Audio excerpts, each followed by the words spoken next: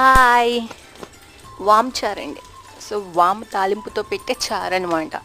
So, అందరూ తాలింపులేసేసుకుంటూ ఉంటాం. ఏంటి ఎండుమిర్చి, ఎల్లుల్లిపాయి, మన తాలింపు గింజలు, కరివేపాకు వేస్తాం. కానీ పిల్లలు ఎక్కువగానే వాము తినరు. కానీ వామ్ వల్ల చాలా యూజెస్ ఉన్నాయండి.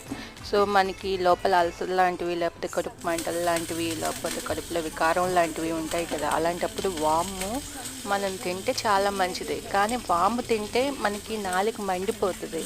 సో, పిల్లలు అందుకే చాలా దూరంగా ఉంటారు. అందుకే మనం ఈ చారు పెట్టేటప్పుడు తాలింపుల్లో వాము శుభ్రంగా నలిపి వేసామనుకోండి, ఆ గా అది ఆ తాలింపుకి వెళ్ళిన తర్వాత అది మనం తాలింపు పెడతాం కదా చారులోకి, అది చాలా బాగా మరుగుతుంది, మంచి స్మెల్ వస్తుంది, వద్దన్న మళ్ళీ వేసుకు తింటారు.